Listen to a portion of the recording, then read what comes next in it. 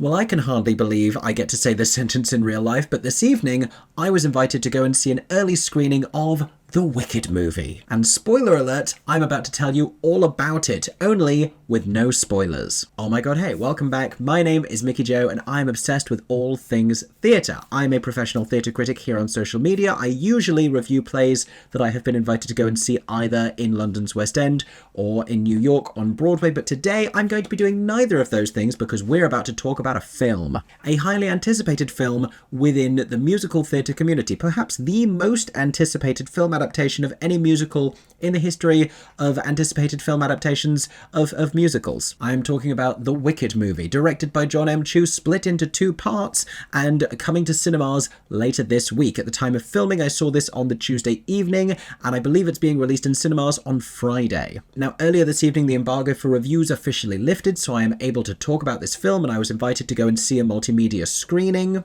so that I could make this video and tell you about it, but because it hasn't yet been released for everyone, I don't want to make anything that conveys spoilers. So I'm going to be sharing two reviews of the film, which I'm led to believe is something that happens in like film YouTube anyway, evidently not something that I know about. But today I'm going to be sharing with you my spoiler-free thoughts that will be slightly more condensed, and if you know me, condensed is not something that I do well. And then later this week, all being well, perhaps on Friday evening, I will share a review filled with spoilers where I talk about the specific details, going into much further depth on some of the points I'm going to be articulating briefly in this video. In that later video, we'll be talking about changes, we'll be talking about specific music decisions, we'll be talking about character specificities and moments where the plot has shifted slightly, but we're not going to be talking about those with any kind of specificity today. So if you are waiting for a review with my usual level of detail, make sure you're subscribed with the notifications turned on somewhere down below my face, or following me on a podcast platform if that's where you're listening to this,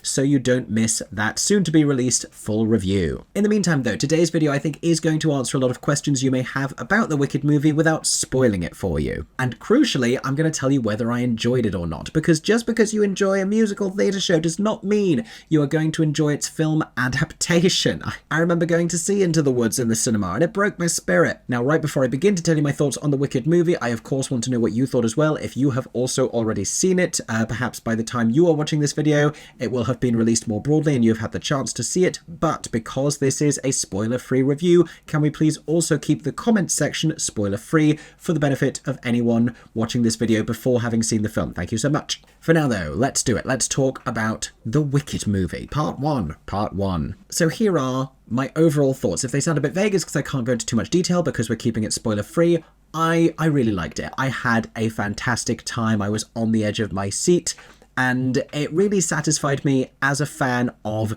the musical, but it also felt different. It had a distinctly different sensibility. There are various little storytelling adjustments, not sizable plot changes, although it really depends who you ask. Most of those serve to just slightly transpose the arcs of the characters, who are just shifted ever so slightly from the stage to the film, for reasons that I think make a lot of sense. Many of the choices that have been made in taking this from the stage to the film are necessary choices because, and just to sidebar for a moment, we have seen from previous musical to screen adaptations, just taking the thing and recreating it and putting cameras in front of it does not work. Looking at you, the producers, making too many changes also can be another problem, but making the right changes in the right places, looking at you, Hairspray, can bring you excellence. Because what works on stage and what works on screen are two very different things, and that is something that I think the Wicked movie understands well. One of the biggest anxieties that theatre fans have when it comes to some of their favourite musicals being adapted for the screen is the idea of cutting loads of material, and there is nothing that has been wildly cut from this. Almost all of the score from the first act of the show that has become the part one feature film is retained. It's almost exactly the same. There are a couple of like, oh, that's slightly different, or that has a different ending, but for the most part it sounds almost exactly the same. There is one sort of new moment of music, but it doesn't constitute a full song. But it would be very fair to say that this is an adaptation of the Broadway musical. It doesn't just feel like filming it, but with different aesthetics. Speaking of those aesthetics, it is this beautiful fantasy film. If I was to describe to you, kind of separate, independent of the stage musical, for someone who did not know the stage musical, this is a fantasy high school movie. It's what it is. It's Wizard of Oz, the high school years, and that's what Act 1 of Wicked is. But Jon M Chu utilizes the cinematic capabilities of this film very, very well, in the same way that the original Wizard of Oz did with the arrival of Technicolor. We're going to talk more about Technicolor momentarily, but first let's talk about the Wizard of Oz, because this obviously pays homage to Wicked. It's adapting that exact material, but it also heavily pays homage to the Wizard of Oz, and it feels like a really functional companion piece to the original Wizard of Oz film. And that's important because we're now living in the world of cinema where that film is iconic. And so some visuals are paid homage to, some little plot moments are paid homage to. Sometimes it's in subtle ways, sometimes it's in more obvious ways, but there are some sort of beautiful nods to the Wizard of Oz. I want to talk briefly about the visuals, but it's going to kill me that I can't tell you exactly what I mean and give specific references. It's gorgeous. The whole thing is gorgeous. Costume design, fantastic, wonderful, beautiful, very familiar of the costume design for the show, where everything is stylish and fantasy, but that little bit quirky as well. We have a lot of like geometric, bold shapings going on. Also brilliant hair, fantastic makeup, and the sets. The sets are the real standouts here, because as we know from all of the featurettes and the behind the scenes looks leading up to the release of the film, they built so many of these sets, and that really pays off. Shiz is this fascinating world that we want to spend more time in, and the Emerald City really delivers as well. Also, if you were following my coverage of the trailers, trying to pick apart the way that the Defying Gravity sequence works with a lot of different broken windows, I was worried it was going to feel contrived, and it doesn't. It plays out very smartly in the film. It all makes sense. Don't even worry about it. Now, while we're talking about the visuals, we have to talk about the use of color and the color grading of the film. This has been something that has been talked about extensively on social media as more and more footage was being released. People saying, why is it so dark? Why is it not brighter and Technicolor like the original Wizard of Oz was, like this fantasy world ought to be? And honestly, at the very beginning, I had no issue with this whatsoever because of where we start. And for the last half hour, maybe 40 minutes, sort of from One Short Day onwards, perfect, wouldn't change a thing.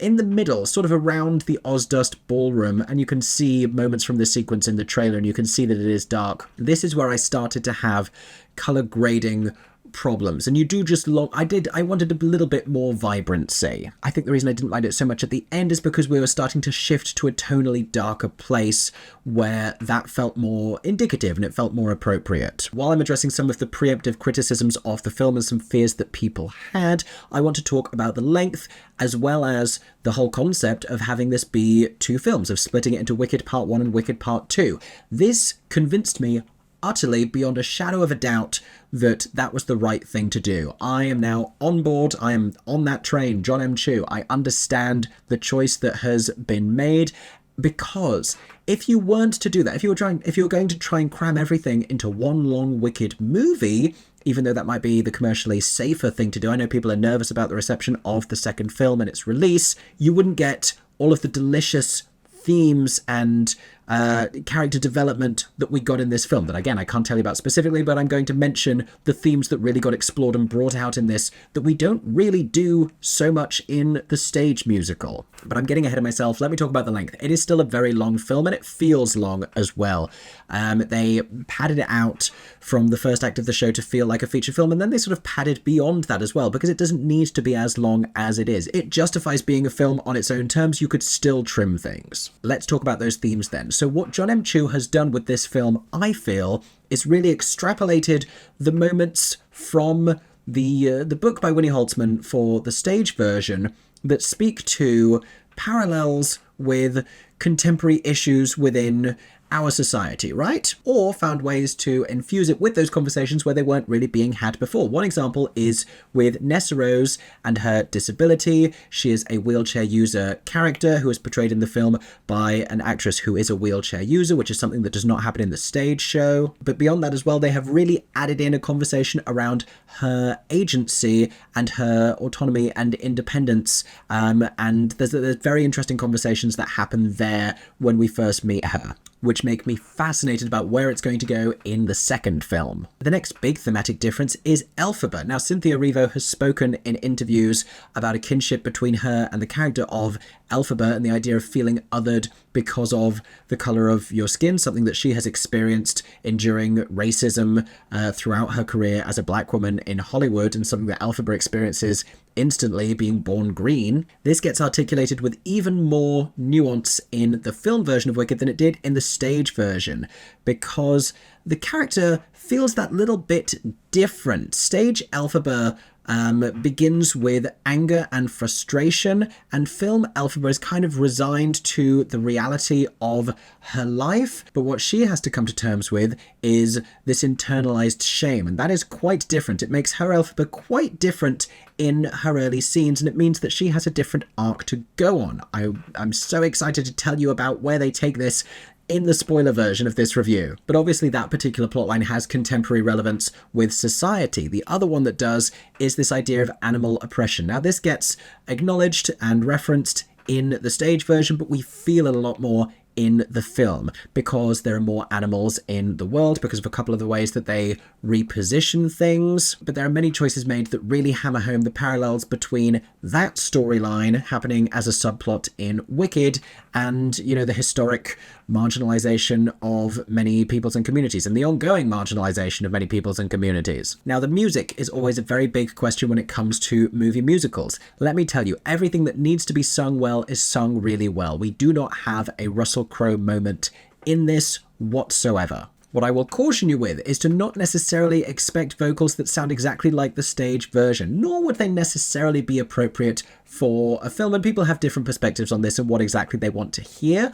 What kind of takes a bit of getting used to is the ensemble moments, the orchestral moments. Everything else really sounds very similar to the cast recording, sounds very similar to the stage version everywhere I've heard it. And I've seen Wicked in London, on Broadway, in Canada, and in Brazil. And it has that familiar sound, and they capture that here as well. Stephen Arimas, who has long worked with Stephen Schwartz on the score, also worked on the film version. It sounds so familiar. Where it deviates is the vocal performances from the lead performers, from Cynthia, from Ariana, and from Jonathan Bailey as Fiyero. And specifically Cynthia and Ariana bring a slightly different tone to it, where it feels just that little bit more pop ready. I don't want that to scare you. They are still giving you characterful, expressive, theatrical, big vocals, but just it sounds, the editing of it as well, it sounds that little bit more pop. We hear this in Popular, we hear it a little bit in What Is This Feeling? It sort of fits the cinematography that Jon M Chu brings to some of these numbers as well, because he tends to resist stillness when it comes to his musical number staging in his films. There's always a lot happening. Cameras are spinning around and turning upside down, and we have split screens and just many, many things going on. And what Cynthia Erivo is doing with this score, you could hear on stage. It would be a slightly different interpretation of it, but you could hear it on stage. But you could also hear it on the radio. What Ariana is doing with Glinda leans slightly more towards that radio realm, but at no point was I like, she's not really capable of doing a Glinda, she's just not giving you a stage vocal. And while we're talking about vocals, for those of you who are thrilled by alternative vocal options and choices, where we embellish on the score a little bit, or we go a slightly different direction with the melody, there's pretty much one of those moments in almost every single song in the film, so you have that to look forward to. It's like a stagey Where's Wally? Finally then, let's talk about the performances, and if even this is too much of a spoiler for you, feel free to turn me off and wait until you've seen the film, but otherwise let's continue. So like I said, Cynthia's Elphaba kind of enters with a slightly different vibe, and so she plays a sort of a sadder, more solemn, more reserved Elphaba in a way I think really works because you get this tremendous payoff later in the film, and she does her best, most thrilling acting work in the last 20-30 minutes. But it's that kind of a measured portrayal that really builds to something satisfying and makes me so interested to see what she does with Elphaba in the second film. Ariana Grande as Glinda, meanwhile, or as Galinda for the majority of this film, kills it. She is so great. I'm not convinced that she has that much less narrative thrust or material that merit her being supporting while Cynthia is leading, but I get why they've made that decision for potential awards contention, and I think she could be a really serious contender here. She is so funny with so many of her line deliveries here, many of which are new for the film. But in those moments where she has familiar lines from the stage musical book, she puts a fun new slant on them. And for someone who has such love and admiration for, you know, the original cast recording and for the stage version, for her to find fresh ways to do these lines and a fresh take on the character, very interesting. But there's one particular line that she delivered where I was audibly laughing, I think for upwards of 30 seconds. It was so funny. And it's worth saying both of these actresses, for different reasons, have had their naysayers. Not everyone likes how Cynthia engages publicly with all sorts of stuff and utilizes social media. And not everyone liked Ariana Grande's casting as Glinda in the first instance. They work so well together, and they work so well for this version of the film. They are the perfect choices for Jon M Chu's version of Wicked and for everyone else surrounding them. I occasionally wanted their delivery to be that little bit bigger, that little bit more expressive, but I had to keep reminding myself we're on screen and you're used to this material being played in these huge theatres, the biggest theatre on Broadway and the biggest theatre in the West End. While we're talking about the supporting cast, Marissa Bode gives you a very layered, nuanced Nessa Rose, but most of her meat of her character development is going to come in the next film. We really didn't get that much Ethan Slater as Bok, and a lot of his moments are changed from the stage version, but it is sort of intriguing, the work that he has done thus far. Jeff Goldblum, I have to say, is giving you a take on Jeff Goldblum that's also unmistakably Walt Disney coded, but he still has this thing when he's delivering these lines as if he is improvising it or trying to remember his lines with a slightly dodgy memory, as he's just kind of leaving a conspicuous pause and then saying like, Munchkin Land. And maybe I'm a little bit fatigued of Jeff Goldblum's shtick. I know a lot of people really love him. At no point did I stop thinking this is Jeff Goldblum that I'm looking at. Finally, Jonathan Bailey as Fiyero and Michelle Yeoh as Madame Morrible play distinctly different versions of those characters from the stage version for reasons that I would need to spoil it to articulate, that I'm going to talk about in my fuller review. But I will say that Johnny is a little more brooding and pensive from the off than we usually see Fiyero. He's still charming, and he's still flirtatious. It's Jonathan Bailey. How can it not be? But has more depth initially than Fiyero is usually afforded. Michelle Yeoh, there's a whole bunch of reasons why her Morrible hits completely differently, because they've done a real pivot with this character and with the deployment of this character in the film. Also, not to exclude him, Peter Dinklage does terrific work in providing the voice of Dr. Dillamond, but if I was to keep talking about people you see in this film, it would become spoilers, so I'm not going to do that. I think I've broadly reached the end of everything that I'm able to say in a spoiler-free review of the film. I enjoyed it. I am now really looking forward to the second one. It's an easy rewatch. I think it's going to make fans of the musical happy. I think it's going to make fans of The Wizard of Oz happy. And hopefully that means it can appeal to everyone that it needs to appeal to. For those who don't know Wicked going into it, I think, you wouldn't be wrong to question why it feels like an incomplete arc, obviously, because we're only getting halfway through the plot of this musical with part one, but hopefully that fosters an intrigue that can last until the release of the second film next year. In the meantime, there's plenty more for us to discuss about this first Wicked movie. Stay tuned, make sure you're subscribed, make sure you're following, make sure you have those notifications turned on. Not only will I be bringing you a review full of spoilers and delicious details, where I talk about some of the surprising changes that they've made to the show and the impact of these different decisions, but also I want to make another video here where I really break down the many changes between the stage version and the film version, because I think that's something that people might find interesting. In the meantime, that is all I have to say in this video, so stay tuned for those, and make sure to comment down below with your own spoiler-free thoughts about Wicked the Movie Part 1. I hope you've enjoyed this video. If you did, make sure to go find me across the musical theatre internet. You can find me on Instagram, on TikTok, and on Blue Sky as Mickey Jo Theatre. And I hope that everyone is staying safe and that you have a stagey day. For 10 more seconds, I'm Mickey Jo Theatre. Oh my god, hey, thanks for watching, have a stagey day. Subscribe!